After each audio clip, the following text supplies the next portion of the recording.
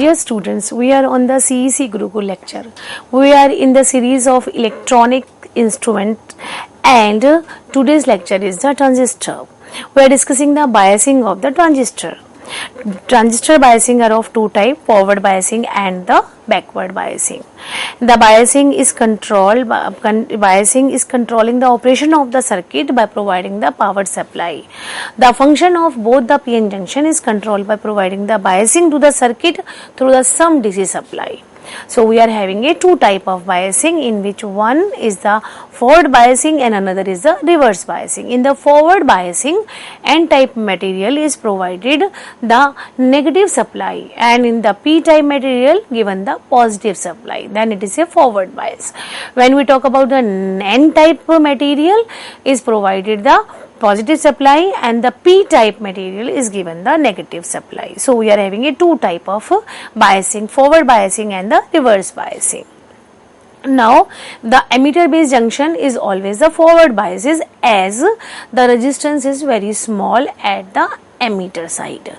The collector base junction is a reverse biased, its resistance is a bit higher, that's why it is a collector base side is the reverse biased. A small forward bias is sufficient at the emitter junction, whereas the high reverse bias has to be applied to the collector junction. Now we see that we are saying that a forward bias at the side of emitter base junction, which is very small, but at the collector side the reverse bias is more. The direction of the current indicates the circuits, also called the conventional current, and it defines the movement of the whole current, which is opposite to the electron current. Similarly, we see in the diagram the operation of the PNP transistor. Here we are seeing that N is sandwiched between the two P type of semiconductor. Now you see the emitter side where the positive terminal is attached with the positive, P type is attached with the positive terminal of the battery. Now that is the emitter base is connected with the positive terminal of the battery. Now we see on the collector side that which is the reverse bias, where the positive terminal connect with the negative terminal. So on the left side we are having the forward biasing, on the right hand side we are having the reverse biasing. Emitter base is a forward bias and the collector base is a reverse biased. So the voltage provides a positive potential at the emitter, which repels the holes in the P type material, and these holes cross the emitter base junction. This is the emitter base junction, this hole, and then go towards the collector side through the base region. There is a very low percentage of the hole recombined with the free electrons of the N region. Very few number will attached with the base side, where the N in between the two P type, and this provide the very low current, which constitutes the base current defined by the IB, because there is a very less combination of the electron and holes, so the base current is very low, that is represented by the IB. The remaining hole cross the collector base junction to constitute the collector current IC, which is also called the hole current. The current at the emitter side, which is IE, second is the IB, which is the base current, and third is the collector current, that is the IC. The base current is very low and the collector current will be the high. As a hole reaches the collector terminal, the electron from the battery negative terminal fills the space in the collector, and this flow slowly increases. The electron minority current flows through the emitter, where each electron entering the positive terminal of the VEE, where we see that the negative connect with the positive or positive connect with the negative, is replaced by the hole by moving towards the emitter junction. This constitutes the emitter current, that is represented by the IE. We see in the diagram. Hence we understand from this that we are having the conduction in the PNP transistor takes place through the holes, because here the holes are majority charge carriers. So conduction in this transistor, in PNP transistor, is only because of the holes. The collector current is slightly less than the emitter current. Next, the base current is very low. The increase or decrease in the emitter current affects the collector current.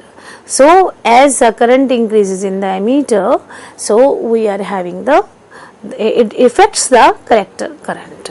So this we can understand by this. Now next is the operation of NPN, where P is sandwiched between the two N type of semiconductors. The operation of NPN transistor can be explained by seeing this diagram, as we are seeing that emitted base junction is a forward bias, where N attached with the negative terminal of the N type of semiconductor attached with the negative terminal of the battery, and the collector base junction is a reverse bias. Again, its negative connect with the positive terminal of the battery. That's why it is a reverse. By left hand side, emitter base is the forward biased and the collector base is the reversed biased.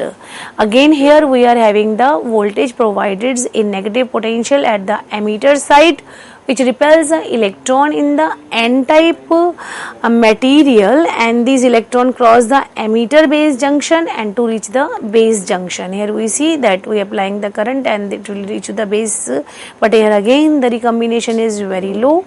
There is a very low percentage of the electrons combined with the free holes in the P region, so this provide very low current at the base current at the base. So the remaining holes cross the collector. The similar will follow the base collector junction, which constitute the collector current at the right hand side, which is IC. Again, this electron reaches out to the collector terminal and enters the positive terminal of the battery, and the electron from the negative terminal of the battery VEE enters the emitter region. This flow slowly increases the electron current flows through the transistor. Hence, we understand from this NPN transistor, first we are having that the conduction of the NPN transistor takes place through the electrons, but in the PNP from the holes. But here in the NPN, it is because of the electrons. The collector current is higher than the emitter current. Collector current is higher than the emitter current. The increase or decrease in the emitter current affects the collector current. Now, what are the advantages of this transistor? There are the many advantages. Both the transistor, where we are require the application, we use the particular type of the transistor in that application. What type of application? There are many advantages of the transistor, such as we are use it for the high voltage gain. We use this transistor for the lower supply voltage. We require sufficient lower supply voltage in the transistor, most suitable for the low power amplification, smaller and lighter in weight, mechanically stronger than the vacuum tube. That is obsolete technique. Vacuum tube we not use, and we use the transistor in many devices. No external heating required like the vacuum tube. Very suitable to integrate with the resistors and diodes to produce the ICs. Transistors are used in the ICs. There are the few disadvantages, such as they cannot be used for high power dissipation. They have the lower input impedance and they are temperature dependent. What is the configuration? What is the transistor configuration? That we will discuss now. The transistor has a 3 terminal, the emitter, base and collector, that we all know.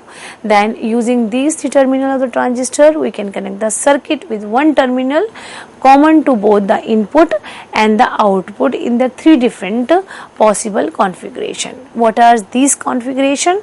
There are the 3 configuration. Number 1 is the common base, number 2 is the common emitter, and number 3 is the common collector. These are the methods for the transistor configuration. So in every configuration, the emitter junction is a forward biased and the collector junction is a reversed biased. So we are having a three type of configuration. One is the common base, common emitter and common collector. The second, the point to be remember is the emitter base junction is a forward bias and the collector base junction is the reverse biased. First we discuss the common base configuration, that is the CBC configuration. In the CBCB configuration, what we have, and it implies as the base terminal is taken as the common terminal for both the input and output of the transistor. The common base connection for both the NPN and PNP transistor we are having in this diagram. You see, this is the common base. The base is common for the PNP and PNP. Using the PNP, NPN transistor, and right hand side we are in PNP transistor. The left hand side you see that the emitter side is the forward bias and the collector side is the reverse biased. That is, left hand side we are having the, you see that the negative is connected with the negative and here is the positive is connected with the positive terminal. So this is the symbol and this is the output we will get on the right hand side, signal on the emitter side and the output signal for the collector side. For the sake of understanding, let us consider the NPN transistor in which we are having a CB configuration. When the emitter voltage is applied and it is a forward biased, the electrons from the negative terminal repel the emitter electrons and current flows through the emitter and the base to the collector to contribute the collector current. So in case of the common base, the collector voltage VCB is kept constant throughout the biasing. The collector voltage VCB is kept constant throughout the biasing. In the CB configuration, the input current is in the emitter current, which is defined as IE, and the output current is the collector current, which is IC. What is the characteristics of the CB configuration? The CB configuration provides the voltage gain but no current gain. What is the characteristics? Then what we can get from this common base configuration, we provide the voltage gain, not the current gain. Being VCB constant, because we are taking the collector base constant current voltage, so with a small increase in the emitter base voltage VEB, the emitter current IE gets increase. As we increase the voltage towards the emitter side, so the current will increase, and the emitter current IE is independent of the collector voltage. So if it any change in the emitter current, then it will not affect the collector voltage. So collector voltage VC can affect the collector current also only at a low voltage, where we keep the VEB is constant. VCB will affect the collector current and at the low voltage, but this side now VEB constant and that side VCB constant. Now this side VEB is kept constant. The input resistance is the ratio of the change in the emitter base voltage to the change in the emitter current at the constant collector base voltage.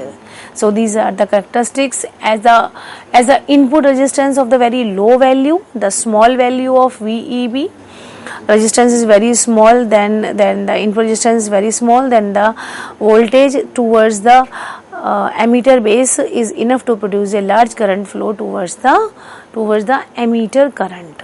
So in case of the output resistance, which is the ratio of the change in the collector base voltage to the change in the collector current at the constant emitter current.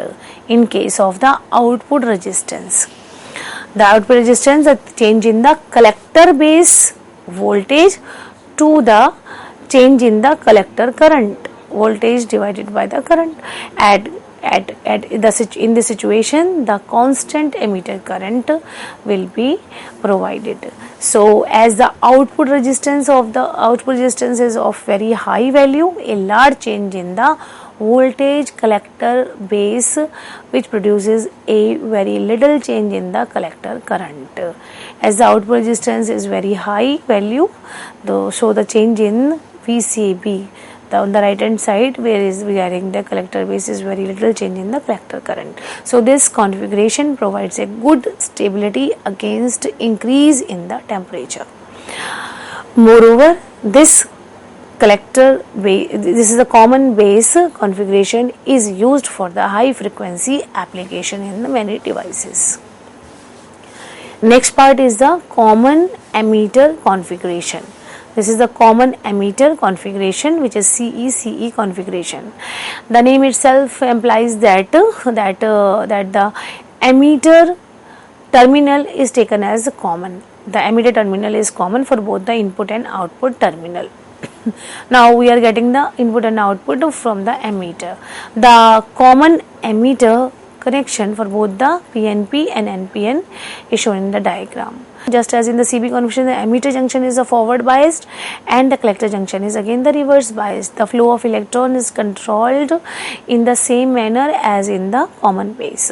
The input current is the base current and the output current is the collector current. Now we are having these two PNP and NPN transistor. Now this NPN transistor in the common emitter connection, left hand side the signal is provided and right hand side we are getting the output in both the cases. Left hand side is the forward biasing and right hand side, which is the collector side, is the reverse biasing. What is the characteristics of the CE configuration? This configuration provides a good current gain and the voltage gain, where we keep the voltage at the collector side constant, which is small increase in the voltage at the base emitter side. The base current IB increases rapidly than in the CB configuration. So in any value of the VCE collector emitter side, above knee voltage IC is approximately equal to the beta IB. The input resistance is the ratio of the change of base emitter voltage to the change in the base current, because we are having at the constant collector emitter voltage VCE. The voltage towards the collector emitter is constant, then the input resistance will be the change in the base emitter voltage to the change in the base current. So as the input resistance is very low value, the small value of VB is enough to produce the large current flow in the base current, that is the IB. Here we see that the input resistance is very low because the very small value of VB is enough to produce a large current flow to the base. But here in case of the output resistance, the ratio of change in the collector emitter voltage to the change in the collector current is constant, that is defined by the IB. At the constant IB, base current is constant in case of the output resistance, where we are taking the ratio of the collector emitter voltage to the collector current. The output resistance of CE circuit is less than the CB circuit. Common emitter circuit, the output resistance is less as compared to the CB circuit. This configuration is usually used by a stabilization method for the audio frequency applications. The next one is the common collector configuration. Common base, common emitter, now the common collector configuration. As the name suggests that the output, both the output and input through the collector. As the name itself implies that the collector terminal is taken as a common terminal for both the input and output of the transistor. The common collector connection for both the PNP and NPN is shown here. Now you see again on the left hand side we are using the NPN and PNP. Again the same signal giving from the left hand side to the right hand side. We are seeing that the base current is there. Now just as in the CB and CE configuration, the emitter junction is a forward bias and the collector junction is a reverse biased again. The flow of electron is controlled in the same manner. The input current is the base current, the input current is the base current IB, and the output current here is the ammeter current IE. So what are the characteristics of CC common collector configuration is this configuration provides the current gain but no voltage gain.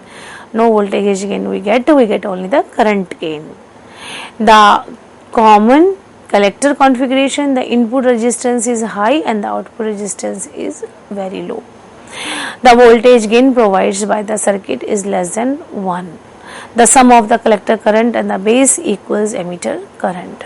The input and output signals are in a phase, and in the common collector system, this configuration works as a non-inverting amplifier output. Now, this circuit is mostly used for impedance matching, that means to drive a low impedance load from high impedance sources. On the basis of the application, the configuration of the transistor done accordingly.